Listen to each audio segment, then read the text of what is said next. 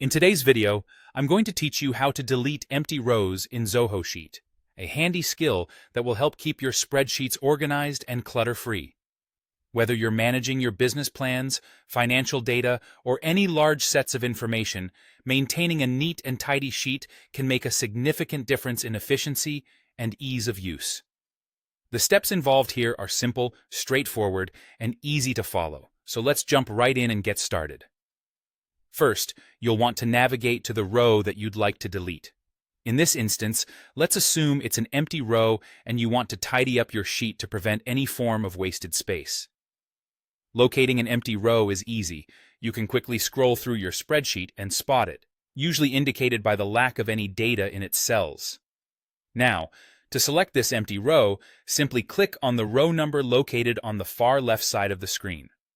By doing this, you are automatically highlighting the entire row, which is essential for the successful execution of the next step. Once you've highlighted the row, it's time to proceed with deleting it. The next move is quite intuitive. While having the row still selected, place your cursor over the highlighted row number and then right-click your mouse. This action will prompt a context menu to appear on your screen, offering a variety of options pertinent to what you can do with your selected row. Among these options, you will see Delete Row.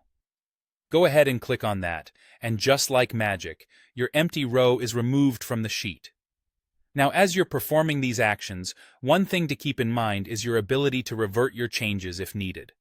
Most spreadsheet programs, including Zoho Sheet, offer an undo feature, typically accessible through an icon in the toolbar or by pressing Ctrl+Z on your keyboard.